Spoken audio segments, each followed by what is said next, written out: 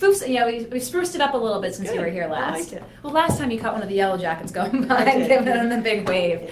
So it's been about 3 months since we had you in here. Wanted kind of an update as to where things are at, and really kind of want to start off with your free college tuition proposal. You've been going around the state, making the case for it. The speaker seems a little lukewarm on it. Where do things currently stand? Well, I think you just said it. I've been going around the state making the case. We know that it's popular. You know, there's been 2 or 3 public polls that say the majority of Rhode Islanders want it. In fact, just today I was talking to a woman, she's a CNA, and she really wants her kid to go to college. She dropped out of college because she was at CCRI, couldn't afford the $1,000 for the classes. So I hear from people every day just like that. I hope it passes, Governor. I hope it passes, Governor. As you say, the speaker's been a little lukewarm. We have to see how much money we have. So I'm just going to keep, working with the legislature, making the case for why this is important. To me, it's about jobs. Basically, this is about making sure every Rhode Islander has the job training or education that they need to get a good job, period. We know people that have a degree past high school get better jobs. We know companies want to be in states where there's a good talent supply. So I think it's a smart investment in jobs, and I just have to keep plugging away at it. So, is there any room for modification for this proposal? We're talking about 2 free years, but a lot of folks keep talking about the price tag. Is there any room for compromise or any sort of modification? There's always room for compromise. In fact, that's the whole process. Governor puts it forward, legislature has hearings, we get feedback from the public, and compromise. So absolutely. Some folks are saying maybe it should be means tested. I know they went that way in New York. Some people say maybe a volunteer requirement. So if the state helps you out, you have to help the state out. So, I'll wait and see what the legislature, how they want to modify it. But yeah, there's always room for compromise. The important thing is we get it done.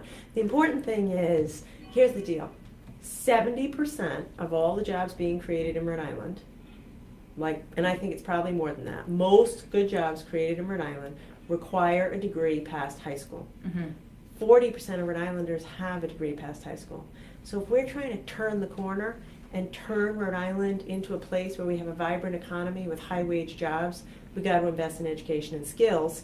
And I've been trying to do that since I've been governor. Real Jobs Rhode Island program, apprenticeship program, job training programs. This is just the natural next step to get people the skills they need to get a good job. And this is obviously one of your biggest priorities. What happens if it doesn't pass? Try again next year. Stay at it. Stay at it. I think it's a fight worth fighting for. I wouldn't be doing it. We had the governor of Tennessee on a conference call a week or 2 ago. And as he said, he and I don't have that much in common. He's a Republican, I'm a Democrat. He's in the South, I'm in New England. He's a man, I'm a woman. He put this program in place in Republican Tennessee a few years ago, and he thinks it's one of the best things he's done for their economy.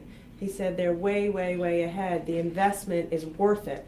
He had an executive from AT&T on the line with him, and she supported it totally. So everything I've done since being governor is about jobs and the economy. This is, I think, a fight worth fighting. I hear from people every day. They want it, so we'll stay at it. So you talk about, talking with Tennessee and some differences, but talk about here. You're a Democratic governor, Democratic Speaker of the House, obviously have had some issues on this issue and other issues. Does that seem a little strange, 2 Democrats sort of sparring like this? I don't know if it's strange. I think it's part of the process. It is part of the process. I think there's more we agree on than disagree on, actually. We've passed 2 budgets together, good budgets, I think. Gotten a lot done together, so it's okay to disagree. Actually, it's okay to disagree as long as at the end of the day get together as a team and get things done for Rhode Island. And speaking of things you might agree on, one of the hot topic issues this year is marijuana legalization, and it's been in the news cycle recently. You've had a couple of folks from your administration coming out raising concerns. The speakers raised concerns. Is this going to be the year or just not going to be the year? It's hard to say. You'd have to ask the legislature, but I would say my guess would be no. I would favor taking it slow on this one. I would favor pausing, doing study commission. It's funny, my opinion has evolved a little bit on this. Okay. A couple years ago, I was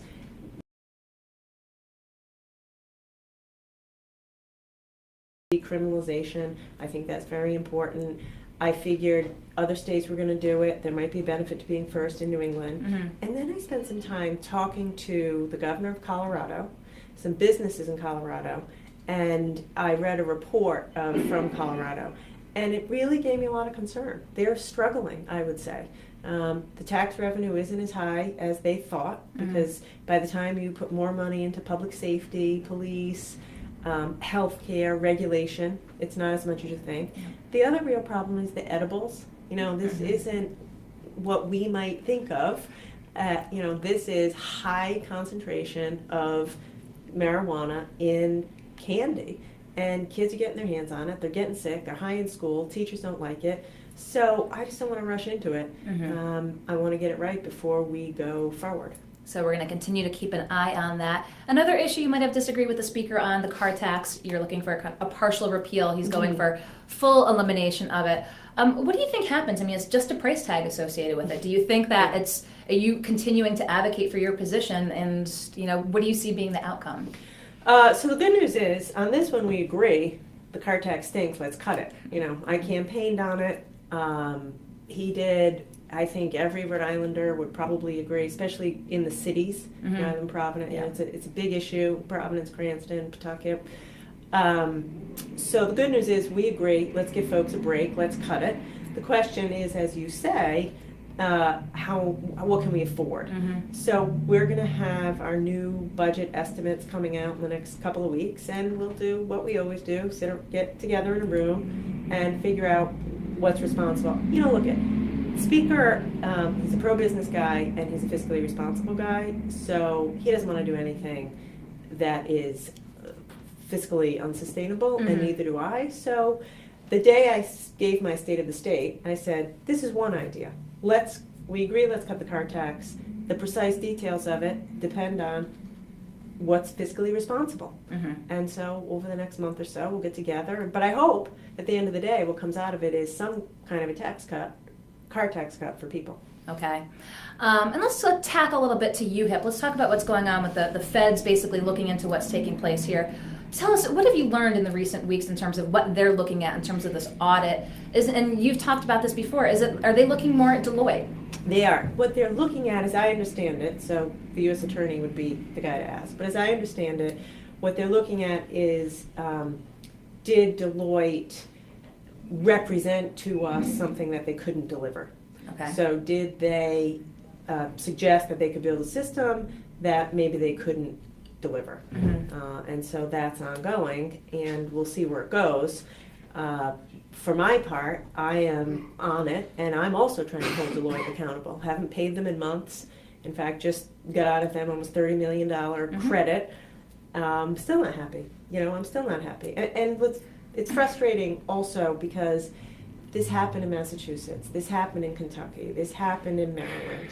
So it's a problem, but we're going to get it right. I do think I can see light at the end of the tunnel. We've seen backlogs going down for a few months in a row. We've seen wait times at the field offices the lowest they've been since the launch. So it's just one of those things where I'm not happy with the way it rolled out, but there's a few 100,000 people depending on us to get it right, and you just have to keep your head down and fix it. Have you had to put more state resources towards this? Could they better be deployed elsewhere than kind of holding Deloitte's hands? Do we have to stay with Deloitte? I've asked that question so many times, and because I was ready to pull the plug.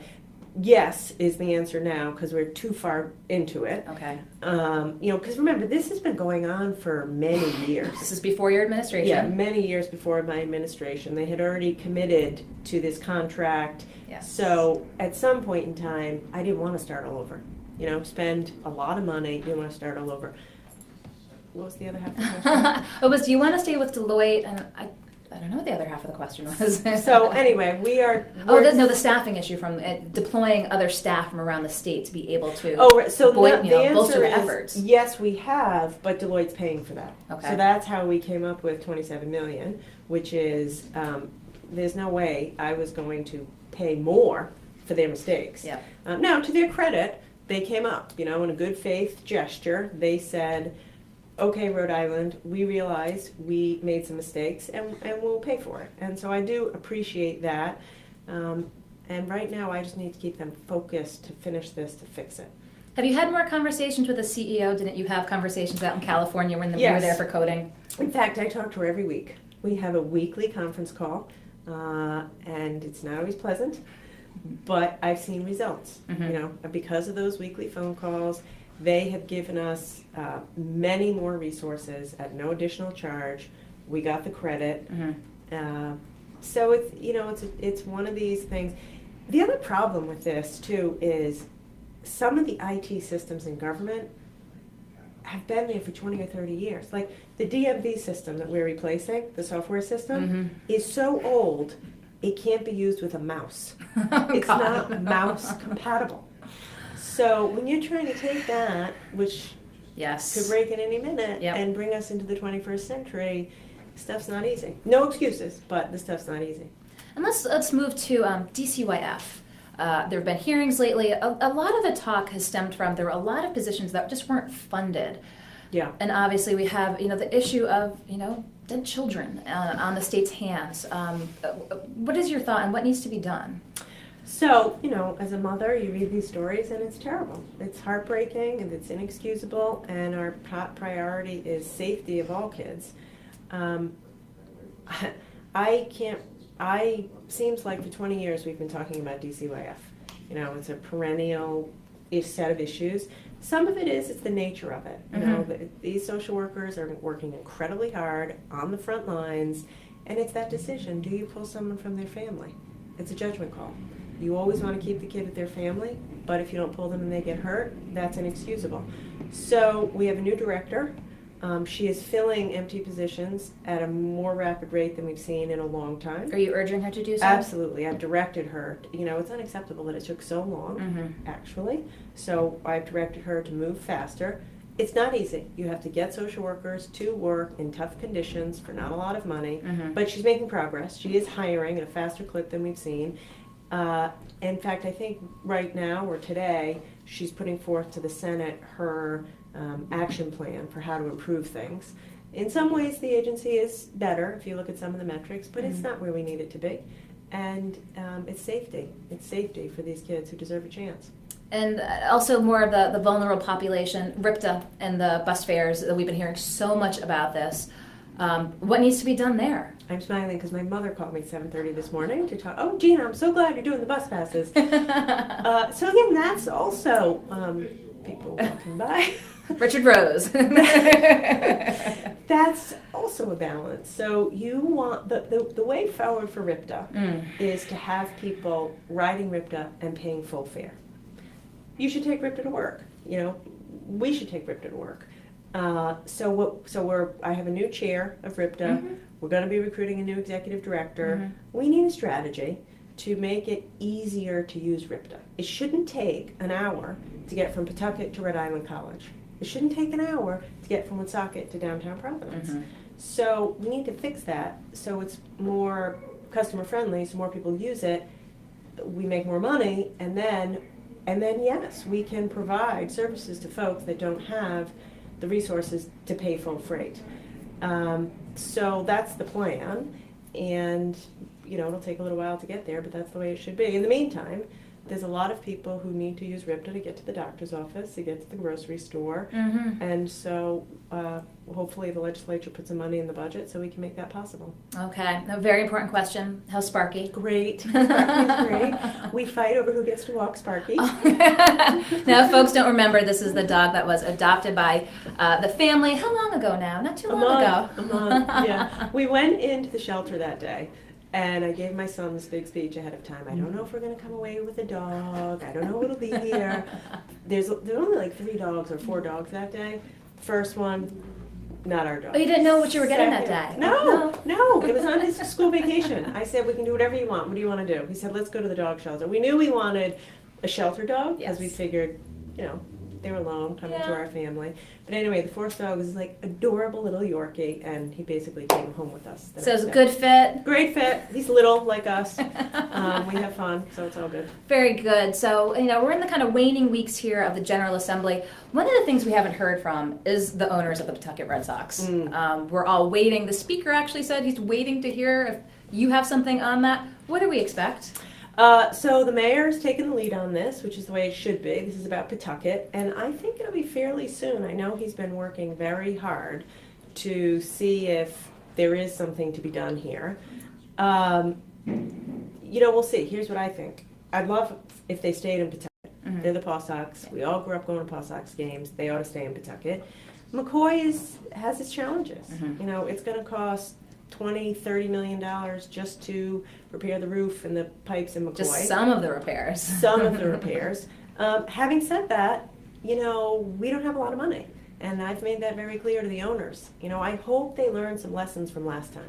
They blew in here last time. They expected we were going to build them a $100 million stadium, and that would be that. So I think the mayor is pretty soon going to come forward to the assembly and me with a proposal. Mhm. And I'm just hopeful that it's fair for taxpayers and that they learned some lessons from last time. Because last time they came to Commerce, which they said this time they won't, they're just going to go to the assembly with this. But last time when they made that, was that day that you came out and said this is not a fair deal. I mean, are you going to be able to give your either stamp of approval or say this is good or not? I should be able to. We'll see what it looks like. So we'll see. We'll see what it is. So we've gone through the litany of issues here, and especially the free college tuition proposals, the big goal of yours this session. What are you looking to achieve from the rest of the session? Manufacturing. I have a proposal in to support our local manufacturers. That's very important to me. Put together a manufacturing task force, so some more money for Davies vocational. Yep. Not everyone is going to go to college. Everyone needs good skills. So I'd like to invest in Davies, improve, help manufacturers. We also have the raises in there for home care workers. I think that's very important. Mhm. These are people taking care of our loved ones. I'd like to see the minimum wage go up. That was something you had today. Yeah, I didn't get that last year. Mhm. So, like you asked me, what would I do? I didn't get it last year. I'm back at it this year. I'd like to see that happen this year. So there's a lot there to be done, and I hope we get some of it done. And last question as I have you here in the studio. We did a piece today. The Office of Veterans Affairs is asking veterans to help basically create a database in order to get the flags for Memorial Day. We've heard from some folks that seems like an overarching, arduous task. Obviously, a new office within the state here.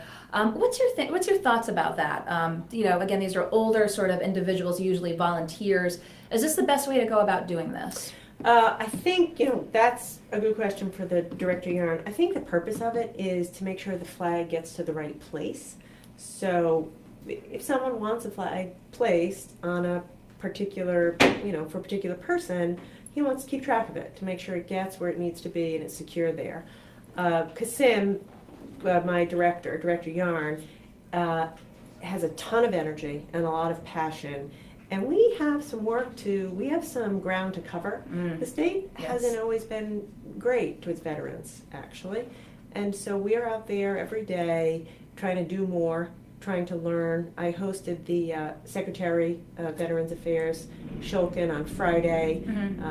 The new Veterans Home looks beautiful. So there's a lot more for us to do, and we're trying to make up for some lost time. Indeed. Anything else you want to add while you're in studio? I know you've got a busy schedule on your hands. I appreciate your coming in today. I don't think there's anything more to cover. We've covered it all. Here you go. The 15 minutes of rapid fire question session. Governor, I appreciate your coming in today. Hopefully we'll see you on here again soon. Okay.